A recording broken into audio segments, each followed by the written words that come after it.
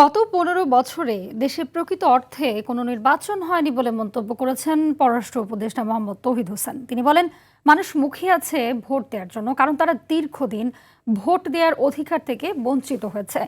এবার অন্তত উৎসব মুখর পরিবেশে সবার অংশগ্রহণে ভোট অনুষ্ঠিত হবে।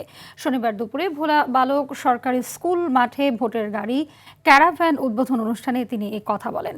নির্বাচনে নিরপেক্ষতা নিশ্চিত করতে সারা পৃথিবী থেকে পর্যবেক্ষক আহ্বান করা হয়েছে বলেও জানান তিনি।